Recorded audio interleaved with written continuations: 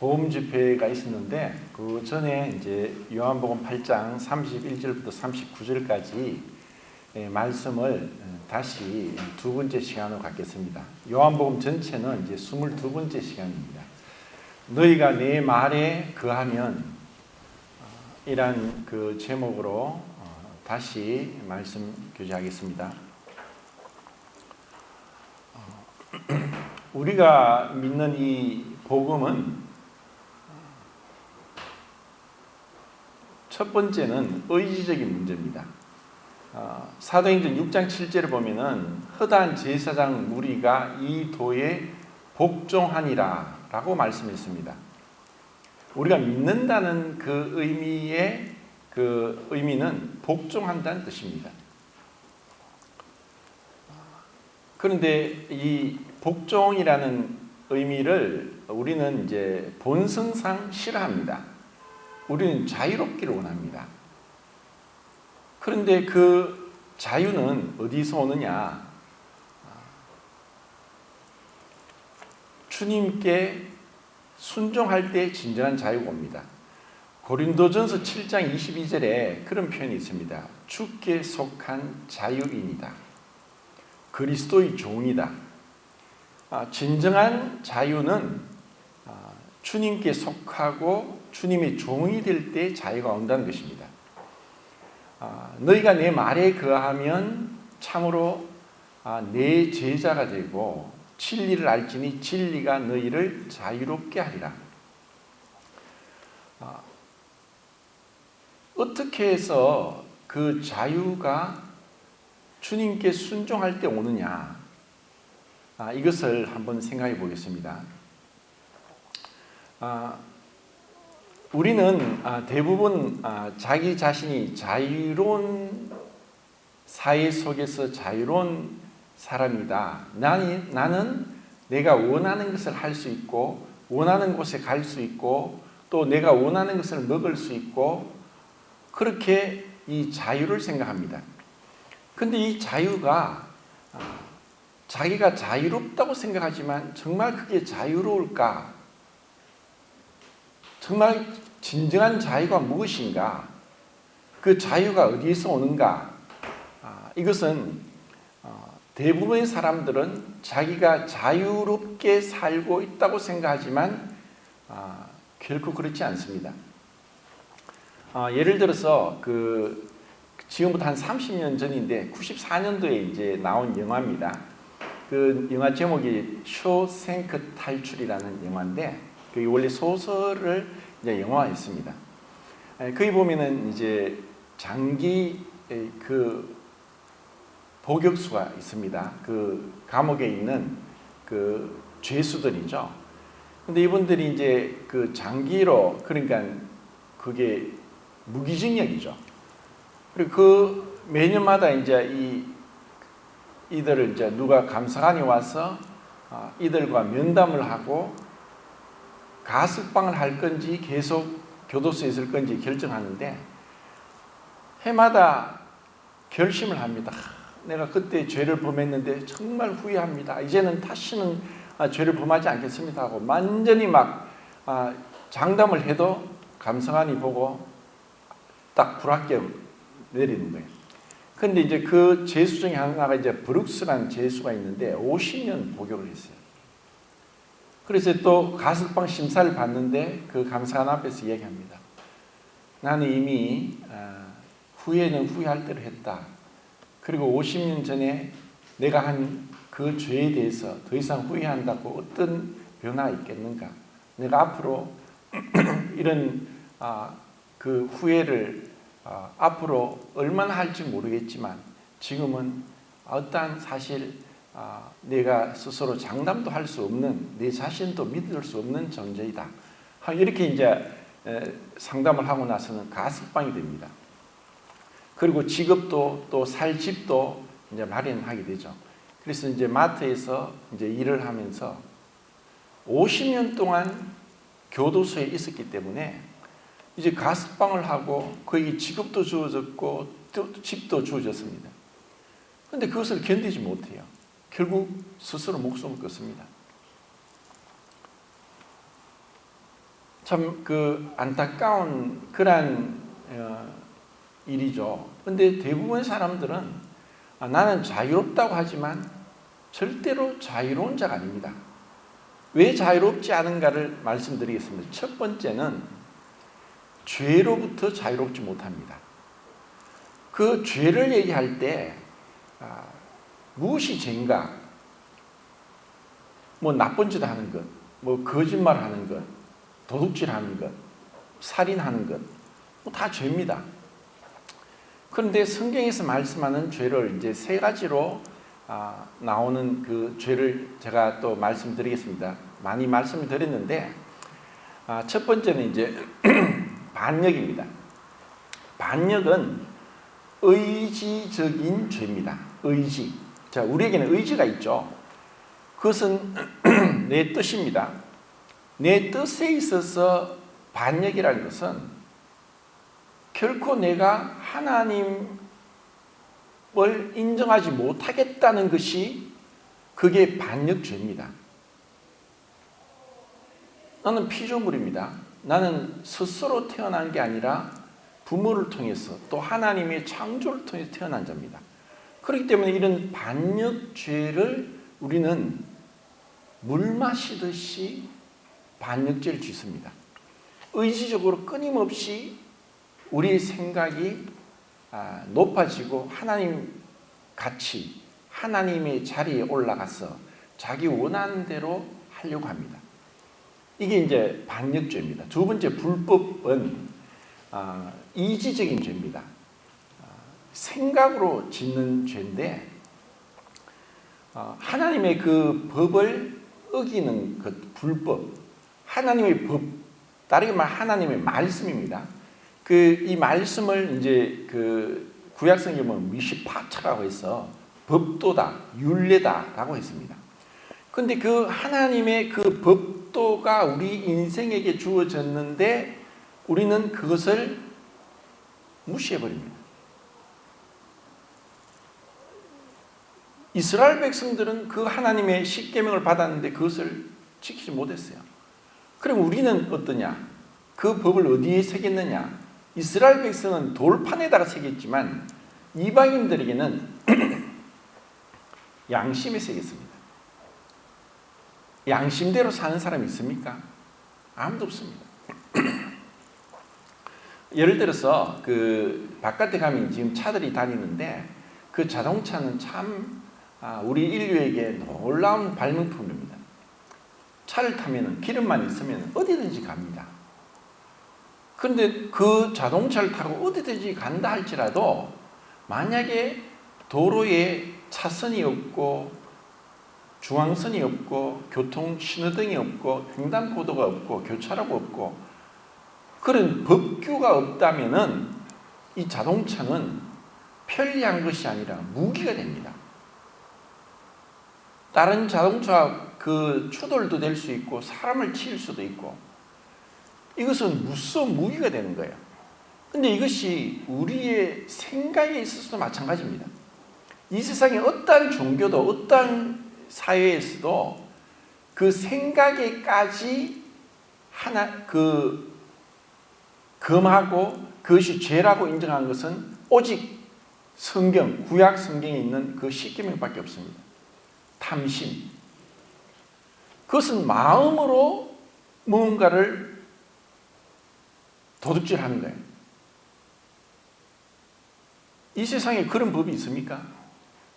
이 세상에는 그런 법이 있다 할지라도 그것을 집행할 수 없습니다. 왜냐하면 우리가 우리 마음을 그대로 알 수 있는 사람이 없기 때문에 내 감정을 누군가가 내 마음의 생각을 누군가 알 수 있습니까? 말하지 않으면 모릅니다. 그래서 그 범죄를 해도 물증이 없거나 증인이 없으면은 범죄로 체포할 수 없습니다. 물증이 반드시 있어야 되고 증인이 있어야 됩니다. 그래서 이런 그 불법, 그 생각으로 하나님 말씀에 대해서도 우리는 너무나 쉽게 무시해버립니다. 하나님 말씀을 해도 하나님 말씀? 아니 내 생각은 그렇지 않은데 이것보다 사실 하나님 앞에 무슨 죄가 없습니다. 그리고 불의입니다. 불의는 감정적인 죄인데 우리의 감정은 굉장히 복잡 미묘합니다. 그래서 이런 감정을 내가 있는 그대로 표현하면은 내 옆에 아무도 없습니다. 우리의 감정은 수시로 바뀝니다. 종잡을 수가 없습니다. 변덕스럽습니다. 근데 그 감정을 표현을 다 말로 한다면은 모든 사람이 원수가 될 겁니다.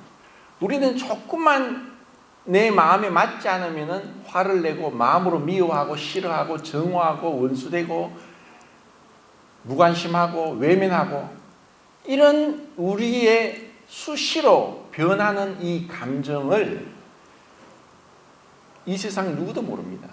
아무도 몰라요. 내 자신 알아요. 그리고 하나님은 아십니다.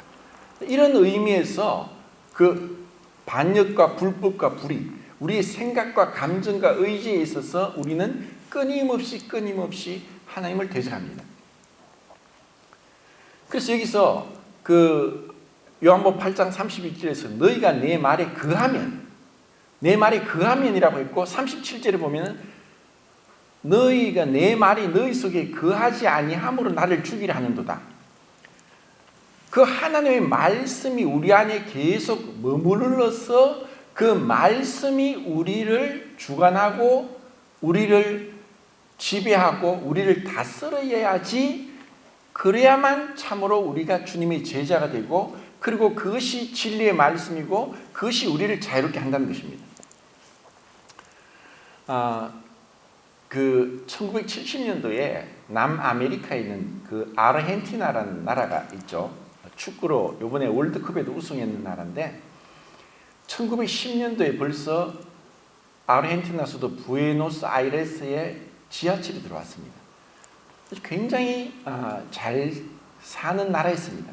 그런데 여러 정책적으로 이런 여러 가지 문제로 인해서 지금 굉장히 이제 못 살고 또 하이퍼 인플레이션이 일어나서 그 화폐가 완전히 막 종이 쪽다리처럼 되고 그렇게 힘든 나라입니다. 그런데 1970년도에 그 수도에서 그 후안 카를로스 오르티즈라는 목사님이 이제 목회하는 교회가 큰 부흥이 일어났습니다. 어마어마하게 많은 사람들이 이제 예수를 믿고 교회에 더해져서 교회가 굉장히 커졌습니다. 그런데 어느 날 보니까 이들이 예수를 믿는다고 하지만 여전히 어린아이 상태로 성숙하지 못하고 자라지 못하고 제자가 되지 못한 가운데 있었습니다. 그래서 이제 몇 권의 책을 썼는데 굉장히 가볍게 또 읽어볼 수 있고 또 그 생각할 수 있는 그런 좀 한번 읽어볼 만한 책입니다. 제자입니까? 라는 이제 책이 있는데 거기 보면 이제 그런 얘기를 합니다. 남아메리카는 언어가 거의 다 스페인어를 씁니다. 스페인어를 쓰지 않고 포르투갈어를 쓰는 한 나라가 있죠. 이게 브라질입니다. 포르투갈이 이제 16세기인가 제일 일찍 이 브라질을 식민지 삼았는데 그 이후에 그 패권을 이제 스페인에 빼앗기고 스페인이 브라질 외에 다른 모든 나라를 식민지하면서 스페인어가 이제 그들의 언어가 됐죠. 그런데 그 스페인어에서 주인이란 뜻이 셰노울입니다. 셰노울. 그래서 주인이라고 할 때 셰노울이라고 하는데 그 셰노울이란 그 단어를 호칭을 다른 사람을 좀 높여서 부를 때도 셰노울이라고 이렇게 부르는 거예요. 마치 우리가 누구누구 씨, 우리가 흔히 사장님이라고 해서 그냥 사장이 아닌데도 그 사람을 좀 높여서 그렇게 부르는 그런 표현처럼 셰노울이 주인님이란 뜻도 있지만 그냥 사람들 이름의 호칭으로서 누구씨라고 하는 것으로 부른다는 거예요. 근데 그 셰노울 예수님이 주인입니다. 이런 뜻으로 부르는데 언어에 있어서 셰노울이 그냥 다른 사람을 조금 높여 부르는 말처럼 사용하다가 보니까 예수님의 말씀을 그냥 너무나 쉽게 함부로 대하게 되는 그러한 상황이 되고, 그로 인해서 예수님을 믿는다고 교회를 왔지만 그들이 정말 그 예수님의 창조주요 구세주인 주권과 왕 되시는 그 권세에 대해서 굴복하지 않고 그들이 예수님을 믿게 됐다는 것입니다. 지금 이것이 이제 요한복음 8장에 지금 일어나고 있습니다. 이들이 예수님을 믿은 자들에게 예수님 말씀합니다. 근데 그 믿는다는 것이 단순히 예수님을 그 기적을 행하는 분, 병을 고치는 분, 그리고 먹을 것을 주시는 분, 그리고 너무나 아름다운 그런 권세 있는 말씀으로 가르치는 선생과 같은 분으로만 그들이 믿고 있다는 것입니다. 그래서 그것이 이제 그 8장 40절, 48절, 52절, 59절에 보면은 이들이 예수를 믿는다고 하면서 예수님을 향해서 대화를 통해서 그들이 알아듣지 못하니까 귀신 들린 게 아닌가? 스스로 목숨을 끊으려 하는가? 미친 게 아닌가? 이렇게까지 도저히 그 행할 수 없는, 말할 수 없는 그런 신성 모독적인 죄를 지금 짓고 있는 것이 지금 우리가 살펴보는 이 본문입니다. 그런데 예수님은 너희가 만일 내 말에 거하면 그 말씀이 미시파트로서 명령이고 법이고, 그리고 그것은 반드시 지켜야 되는 것으로 우리가 받아들이지 않는다면은 우리가 진정한 자유를 누릴 수 없습니다. 우리는 죄로 인해서, 자, 이제 첫 번째는 죄의 종이라 했는데, 생각과 감정과 의지에 있어서 사람들은 나의 생각과 감정을, 의지를 단순히 내가 도둑질 해야 되겠다 라는 마음을 먹었다고 해서 나를 체포하거나 죄인으로 정죄할 수 없습니다. 그런데 하나님은 우리를 만드신 분이고 우리의 생각을 할 수 있도록 하는 능력을 주신 분이기 때문에 내 생각에 있어서부터, 감정에 있어서부터, 내 말에 있어서부터 내가 누군가를 욕했다고 해서 그것이 죄인으로 가둬져서 교도소 가는 것이 없습니다. 그런데 예수님은 너희가 만일 형제에게 욕을 하면, 라가해서 이제 심한 욕인데 욕을 하면은 이미 살인죄를 저질렀다는 거예요. 이런 그 완전하신 하나님 앞에서 우리가 죄인이 아니다 할 적 없어요. 그래서 우리는 죄의 종입니다. 자유인이 아닙니다. 그리고 두 번째는 죄의 결과가 사망입니다. 우리 인생에 있어서 가장 무서운 원수가 사망입니다. 사망을 이길 장수도, 부자도, 권세 있는 정치가도, 어떠한 도덕가도, 어떠한 사람도 죽음을 피할 수 없습니다. 피할 수 없다는 것은 무엇입니까? 죄의 종이라는 것입니다. 죽음에 지배당하고 있다는 것입니다. 죽음이 우리를 다스리고 있다는 것입니다. 그러면은 종인은 자유인이 아니죠. 자유롭지 못한 거죠. 죄로부터 자유롭지 못하고 죽음으로부터 자유롭지 못합니다. 그리고 한 번 죽는 것은 정하신 것이요 그 후에는 심판이 있으리니, 이 심판은 죽음 이후에 최후의 심판으로 모든 사람이 다 하나님 앞에 다시 심판의 부활로 그 엄위하시고 거룩하시고 공의로우신 하나님 앞에 서서 자기가 행한 대로, 기록된 대로 모든 그 사람의 출생부터 사망까지 모든 행동, 생각, 감정, 의지, 말, 이게 다 기록된 대로 심판을 받습니다. 아무도 피할 수 없습니다. 그렇기 때문에 인생은 어쩌면 불공평하고 불의한 것 같고 불합리한 것 같지만 최후의 심판이 있기 때문에 결코 불공평하지 않습니다. 수많은 살인을 저질렀던, 전쟁 범죄자들, 이 오늘날 우리 영웅으로 떠받들고 있습니다. 나폴레옹, 징기스칸, 알렉산더, 그들이 영웅 전기집에 버젓이 이름이 올라와 있고 어린아이들이 영웅 전기집을 위인전 집에서 그들을 보면서 위인으로 떠받듭니다. 그들이 전쟁을 해서 많은 영토를 차지하고 많은 나라를 복속시키고 했다 할지라도 그들은 살인자입니다. 그래서 사람이 평가하는 것과 하나님이 평가하는 건 다릅니다.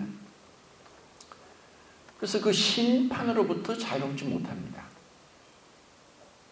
그리고 마지막 네 번째, 지옥. 지옥은 히브리어로는 스올이라고 또 헬라어로는 하데스라고 하는데 그 뜻은 보이지 않는 세상이라는 뜻입니다. 하나님이 사랑의 하나님이고 하나님이 그렇게 우리를 사랑하시는데 왜 지옥을 만들었을까? 그럴 리 없어. 그것은 우리가 죽지 않으면 모릅니다.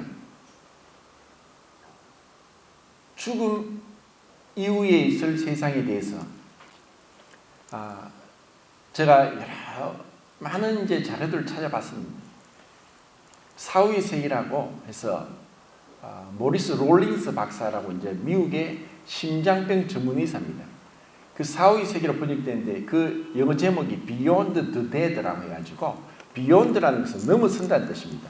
Dead, 죽음을 넘어서서 넘어서서 사후의 세계에 대해서 사람이 다른 여러 가지 원인이 아니라 심장 문제로 심장 박동이 멈추는 것을 급성 심근경색 또는 심장마비라고 합니다. 근데 그런 경우에 그 응급조치를 합니다. 인공호흡을 하거나 아니면 전기 충격을 통해서 심장 박동을 일으키는데 4분 안에 그 인공호흡이나 응급처치를 해서 심장 박동이 다시 일어나게 하면 그 사람은 살아납니다. 근데 4분이 지나면은 절대로 못 살아납니다. 그래서 이 사람이 모리스 롤링스 박사가 심장병 전문 의사로서 이런 심장 박동이 멈춘 사람을 응급조치해서 다시 살렸는데 그런 사람들이 많습니다.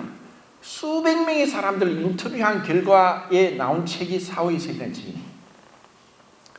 그런데 그 중에 많은 사람들이 죽음 이후에 잠시 죽음이라는 것은 우리 몸에서 영혼이 빠져나가는 겁니다. 분리입니다. 분리. 육체에서 영혼이 빠져나가서 지옥을 잠시 경험하고 온 사람들이 완전히 막 너무너무 겁에 질린 공포에 질린 가운데 다시는 그곳에 가기 원치 않는다 하면서 두려워 떨고 제발 나를 그곳에 보내지 말아 달라고 그 환자 응급조치를 해서 다시 살아났는데 의사인 자기를 붙들고 의사 선생님 살려주세요. 내가 다시는 그 지옥에 가지 않게 해주세요. 나를 위해 기도해 주세요. 막 울부짖는 거예요. 그래서 이 모리스 롤링스 박사가 아니 왜 그래? 나는 의사지. 나는 목사가 아니야. 그런데 그 사람이 너무 공포에 질려서 애걸복구를 하면서 나를 위해 기도해 달라니까 자기도 모르게 주일학교 때 배웠던 기도를 했어요. 그리고 집에 가서 곰곰이 생각했습니다. 그 사람의 그 환자의 모습이 너무 눈에 선명한 거예요. 그래서 성경을 보면서 지옥이 있다는 것을 그분이 믿게 되고 예수님을 믿게 됐습니다. 예수님은 너희가 눈이 범죄하거든 오른 눈을 빼버리라. 오른손이 범죄하면 오른손을 찍어버리라. 오른발이 범죄하면 오른발을 찍어버리라. 그래서 결코 지옥에 가지 말라는 의미로 그렇게 말씀하셨어요. 우리 인간은 동물과 다릅니다. 동물은 살다가 죽으면 끝입니다. 무로 돌아갑니다. 무. 근데 우리 인간은 하나님의 형상으로 만들었기 때문에 영원한 존재입니다. 영원한 천국이냐 영원한 지옥이냐 둘 중에 하나입니다.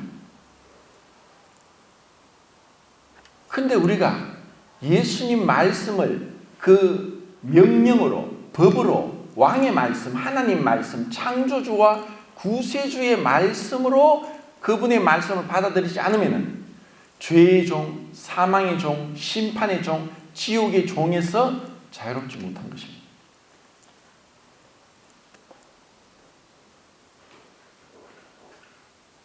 주님은 참으로 우리를 사랑하셔서 살아가면서 많은 사람을 만나게 하고 또 많은 일들을 경험하게 하고 또 때로는 이렇게 교회에 와서 복음도 듣게 하고 합니다. 근데 이 모든 것들이 하나님이 한순간이라도 우리를 붙들지 않으면 불가능한 거예요. 내가 우리 몸의 심장 그 근을 불수의근이라고 이제 얘기합니다. 불수의근은 뭐냐? 내 의지와 상관없이 심장 박동이 일어납니다. 태어나면서부터가 아니라 뱃속의 아기 때부터 심장이 생기고 나서부터 뱃속에 또 심장이 박동을 합니다. 그럼 박동을 하면 그 심장 박동이 우리 몸의 혈관을 도는데 혈관이 12만 킬로미터입니다. 지구를 3바퀴를 돌릴 정도로 우리 몸의 동맥, 정맥, 모세혈관의 길이가 지구를 3바퀴 도는 거예요. 우리 몸에 다 퍼져있는 그곳에 심장이 죽을 때까지 쉬지도 않고 멈추지도 않고 속도가 변하지도 운동하고 이럴 때마다 빨라지기도 하고 또 천천히 뛰기도 하면서 계속 박동합니다. 우리 의지대로 아닙니다. 하나님이 생명과 호흡을 주시고 붙들고 있기 때문에 사는 것이지 우리가 알게 모르게 갑자기 이 하나님이 붙들고 있는 우리의 호흡을 멈추게 하면은 우리는 아무리 건강해도 육신을 떠나고 죽어야 됩니다.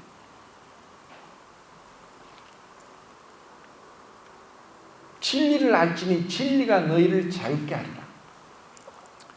또 여기 자유에는 또 무엇이냐면은 인간이 만든 제도, 법, 교훈, 지식 여러 가지 것들에 우리는 살아가면서 영향을 받고 살아가는데 아무도 그것을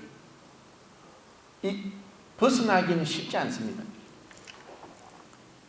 사람의 권위. 자, 죄에 대해서 또 다시 한번 제가 말씀드리겠습니다. 그 3가지 제가 죄를 얘기했는데 그 예수님이 그 공생을 시작하기 전에 40일 동안 아무것도 떡도 물도 먹지 않고 40일을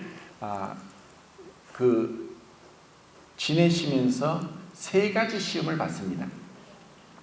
그 3가지 시험이 결국 우리 인생에게 있어서 평생을 따라다니는 그 시험이고 죄고 우리 인간으로서는 그러한 시험을 이길 만한 자가 없다는 것을 하는 말씀하시고 오로지 예수님 말고는 예수님만이 유일하게 그 3가지 시험을 이겨내신 분이라고 우리는 알아야 됩니다. 첫 번째, 예수님이 40일을 줄이셨는데 사단이 왔습니다. 사단은 예수님을 압니다. 왜냐하면 사단이 영적인 존재고 그리고 죽지 않는 존재고 그리고 피조물 중에 가장 큰 능력을 부여받은 피조물이기 때문에 예수님이 보기에는 이 세상 사람들은 몰라봤습니다. 그래서 예수님이 하나님의 아들이라 하니까 신성모독죄로 십자가에 못 박아 죽인 겁니다. 근데 그 예수님을 향해서 네가 만일 하나님의 아들이면 이 돌이 떡이 되게 해라. 자, 이 말은 뭐냐? 네가 만일 가정법으로 하나님의 아들이라고 한다면은 이 돌을 떡이 되게 할 수 있을 것이다. 그래서 40일 동안 굶었으니까 이거 돌을 떡이 되게 해서 네 육체의 배를 식욕을 채우는 게 합당하지 않는가 하고 이렇게 시험했습니다. 근데 그 말은 뭐냐면은 사단이 감히 하나님을 알면서도 네가 라고 너무나 당도직입적으로 당돌하게 그렇게 호칭을 네가라고 했고 만일 하나님의 아들이면 하나님의 아들이지 않느냐 네 하나님의 아들이다. 귀신들이 들린 자가 예수님을 보고 갑자기 그냥 앞에 엎드려 절하면서 당신은 하나님의 아들 거룩한 자입니다 라고 했는데 마귀의 우두머리인 사단이 몰랐겠습니까? 그래서 네가 만일 하나님의 아들이면 네가 하나님의 아들이다. 그러니까 이 돌을 떡이 되게 해라. 그때 예수님은 사람이 떡으로만 살 것이 아니라 하나님의 입에서 나는 모든 말씀으로 살 것이니라. 우리에게 육신이 있습니다. 그런데 이 육신의 이 식욕을, 배고픔을 이길 수 있는 게 아무도 없습니다. 탈북자가 얘기를 합니다. 정말 너무너무 추워서 죽을 것 같은데 영하 40도까지 내려가는데 옷도 따뜻한 거 없고 방도 따뜻하지 난방도 안 되는데 추위는 그래도 이기겠는데 배고픔은 도저히 못 이기겠더라. 이 배고픔을 이길 자가 없습니다. 한 끼, 두 끼, 하루, 이틀, 3일만 안 먹어보십시오. 완전히 막 온통 머릿속에 먹는 것밖에 생각하지 않습니다. 이 식욕을 우리는 못 이기는 거예요. 그런데 식욕이 죄가 아닌 거예요. 그런데 예수님이 말씀하시는 식욕은 하나님의 말씀보다 앞설 수 없다는 우선순위를 말씀한 거예요. 누가복음 9장 57절부터 62절까지 세 사람이 나옵니다. 첫 번째 사람이 예수님을 향해서 내가 당신을 따라가는 제자가 되겠습니다 했을 때 예수님이 그랬어요. 여우도 굴이 있고 공중에 새도 집이 있지만 인자는 머리 둘 곳이 없다. 이 말이 뭐냐면 예수님이 기적을 행해요. 모든 병자를 다 고쳤어요. 그러니까 어떤 제자가 내가 당신을 따라가겠습니다. 예수님은 그 사람의 마음을 다 알고 있는 거예요. 내가 이렇게 큰 기적을 행한다고 해서 그런 것을 보고 따라오는 거예요. 나는 머리 둘 곳도 없다. 그래도 따라오겠느냐? 이런 의미로 말씀하십니다. 두 번째, 내가 예수님을 따라가겠는데 아버지를 장사 지내고 따라가겠습니다 했습니다. 그때 예수님이 지금 날 따르라. 죽은 자는 죽은 자에게 맡기고 너는 날 따르라. 자, 우리가 살아가면서 아무리 바쁜 일이 있고 중요한 일이 있고 또 뭐 돈을 버는 일이 있고 뭐 시험 치는 일이 있고 너무너무 중요한 일이 모든 게 다 있어도 그것을 무조건 스톱시키고 해야 될 것이 부모님, 장님입니다. 부모님 돌아가셨는데 내 지금 돈 벌 게 있다. 내 공부할 게 있다. 내 지금 결혼을 해야 된다. 내 그것보다 다 앞설 수 없습니다. 그리고 어떤 회사도 부모님 돌아가셨는데 휴가 내주지 않는 회사가 없습니다. 그런데 예수님은 죽은 자는 죽은 자에게 맡기고 너는 날 따르라. 이 말씀은 뭐냐? 아니 부모님을 장사도 안 지내고 예수님을 따라가라 이 말이 아니라 우선순위에 있어서 가장 우선순위가 주님이 되어야 되는 거예요. 첫째가 되어야 되는 거예요. 우리가 너희가 내 말이 거하면 주님의 제자가 되는 것, 주님을 따라가는 것은 주님의 말씀이 첫 번째 권위가 되어야 되고 그 말씀보다 더 앞서는 것이 없어야 되는 거예요. 우리 생각도 감정도 의지도 그 말씀 앞에서 굴복되어야 되고 복종시켜야 되고 그 말씀에 아멘하고 가야 되는 거예요. 자, 두 번째 예수님 시험 받은 것은 마귀가 예루살렘 성전으로 데려가서 거기서 뛰어내리라고 했어요. 뛰어내리면은 시편 말씀에 천사가 와서 네 발이 돌에 부딪히지 않게 할 것이다 라고 성경을 잘못 인용하면서 사람들이 너를 보고 야 진짜 하나님의 아들이다. 저 봐라, 저 높은 성전에서 뛰어내렸는데 천사가 탁 와서 탁 받들어내서 발이 땅에 대이지 않고 죽지 않고 살아나니까 저분이 진짜 하나님의 아들이지 않느냐. 자, 이것은 우리 모든 사람에게 있어서 사람들로부터의 체면, 위신, 사람들로부터는 명예, 사람들로부터는 칭찬, 사람들의 이 모든 것들에 대해서 자유할 자가 아무도 없습니다. 그 말은 뭐냐? 눈치를 많이 본다는 거예요. 내가 미치지 않고서야 내가 정말 나는 운동을 많이 해서 이 근육력이 넘친다 하면서 이 앞에 사람들 앞에서 옷을 벌거벗고 막 이렇게 다닐 사람 없습니까? 왜 그렇지 못하느냐? 체면이 있고 위신이 있고 사람들의 이게 어떤 그런 관계 속에서 굉장히 이것을 중요시 여깁니다. 그래서 사람들이 말 한마디로 자존심을 건드리면 이 폭발할 수 있고 싸울 수 있고 원수질 수 있습니다. 사람과의 관계에 있어서 자, 첫 번째 이 돌을 떡이 되게 하는 것은 육신의 관계입니다. 내 육신의 관계에 있어서 첫 번째는 내 육신의 식욕도 아니라 주님이고, 그리고 그 사람들의 앞에서 명예를 얻는 것보다 더 중요한 것은 하나님을 시험하지 말라. 하나님 말씀을 가지고 시험하지 말라. 하나님 말씀이 우선이지 사람들의 관계에서 사람들에게 잘 보이고 칭찬받고 그 사람들에게 어떤 영광을 받는 것이 중요한 것이 아니라 하나님의 말씀을 시험하지 않고 말씀을 순종하는 게 더 중요하다는 것입니다. 세 번째는 천하 만국을 보여주면서 사단이 예수님에게 내게 절해라. 그러면 이 모든 것을 내게 주겠다. 이것은 내가 넘겨받은 것인데 내게 절하니까 이것을 너에게 주겠다는 거예요. 이거 말은 뭐냐면은 하나님이 우리 사람을 아담을 창조하신 목적은 이 세상 만물을 다스리는 하나님의 대리자, 하나님의 대사, 하나님의 그 특별 대사로서 이 세상을 다스리고 동물을 다스리도록 창조했습니다. 그런데 아담이 범죄함으로 그것을 사단에게 뺏긴 거예요. 그런데 이 사단이 이야기하는 거예요. 천하 만국을 보여주고 내게 절하면은 이 천하 만물의 권세를 다스리는 권세를 주겠다고 하는 거예요. 예수님이 다만 하나님만 경배해라. 우리 사람이 돈 앞에, 권력 앞에, 또 쾌락 앞에 무너집니다. 어떤 사람도 장담할 사람이 없어요. 우리가 그 자리에 가면은 돈 앞에, 권력 앞에, 또 쾌락 앞에 우리는 연약한 존재이고 넘어지는 거예요.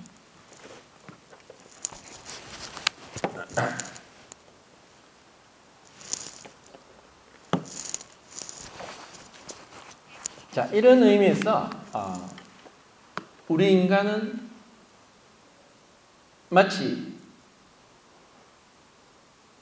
그 자동차가 이 도로 위를 달리는데 도로 위를 달리는데 아무런 차선도 없고 교통 신호등도 없고 뭐 횡단보도도 없고 아무것도 없는 가운데 막 지 마음대로 달리는 것 같은 그런 위태위태한 가운데 우리는 살아가고 있습니다. 그것을 자유라고 생각합니다. 절대 그렇지 않습니다. 자유는 죄로부터, 죄의 형벌과 권세로부터 자유고 사망, 예수님의 부활을 믿음으로 더 이상 사망으로 인해서 두려워 떨고 무서워하고 울고 하지 않고 이제 나는 영생을 얻은 자다. 나는 이제 예수님의 부활의 생명을 얻은 자다. 나는 이제 영원히 천국에서 살 것이다 하는 그 사망으로부터 자유함, 심판, 나는 이제 더 이상 심판받지 않는다. 내가 과거에 수많은 죄를 지었고 앞으로도 죄를 짓지 않는다는 장담을 할 수 없는 연약한 자임에도 불구하고 내 모든 죄를 예수님이 십자가에서 못 박히고 죽으심으로 내 모든 죄를 대신 처벌받고 용서하셨다. 심판으로부터 자유. 그리고 지옥. 나는 예수님을 믿음으로 결코 나는 지옥 가지 않는다. 나는 지금 죽더라도 천국 갈 수 있다. 나는 이제 진정으로 진리 가운데 자유하다. 그렇지만 그 자유가 남용이 아닙니다. 자, 시간이 다 됐으니까 갈라디아서 5장을 보겠습니다.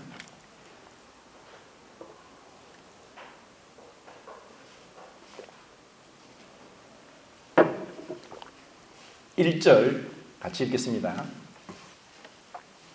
1절 시작.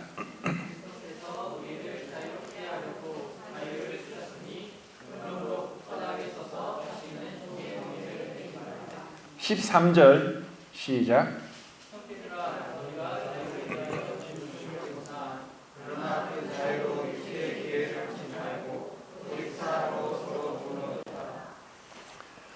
그래서 우리는 주께 속한 자유인이고 그리스도의 종이고 그리고 우리에게 참 자유를 주셨는데 그 자유가 방종을 위해서 내 마음대로 하는 자유가 아니라 사랑으로 종로로 사는 자유입니다. 우리에게 진정한 자유는 그 진리를 알 때 자유가 오고, 자유가 올 때 기쁨이 오고, 기쁨이 올 때 행복합니다. 그리고 그 행복은 내 자신의 필요를 만족하는 데서 오는 것이 아니라 사랑할 때 옵니다. 어떻게? 주님을 사랑하고 이웃을 사랑하는 겁니다. 사랑함으로 종이 되는 것, 이것이 주님이 우리에게 주신 진정한 자유입니다. 그리고 그 안에서 기쁨이 오는 겁니다. 사랑으로 종이 되라. 지옥은 어떤 곳이냐? 끊임없이 자기 자신의 욕망에 사로잡혀서 그 죄 가운데서 벗어나지 못하고 죽지도 못하고 계속 그 욕망, 끊임없는 욕망 가운데서 괴로워하는 것이 지옥입니다. 천국은 어떤 곳이냐? 이제 자기의 그 모든 욕심, 욕망으로부터 벗어나서 예수님이 우리를 위해서 자기의 모든 걸 버리신 것처럼 우리도 천국에서 그 성도들을 위해서 아낌없이, 조건 없이, 어떤 그 대가 없이 부모가 그냥 자식을 위해서 그냥 헌신하듯이 그렇게 섬겨주는 곳이 천국입니다. 우리가 어디로 갈 것입니까? 자기 자신의 욕망 속에서 내 자신만 위해 살던 사람들은 지옥에서 끊임없는 욕망의 굴레에서 벗어나지 못하고 종으로 살고 있을 것입니다. 너희가 내 말에 감히 참으로 너희가 내 제자가 되고 진리를 알지니 진리가 너희를 자유롭게 하리라. 정말 이 예수님의 말씀을 법으로, 명령으로, 하나님의 말씀으로 받아들이고 그 앞에 복종할 때, 그때 우리에게 자유가 옵니다.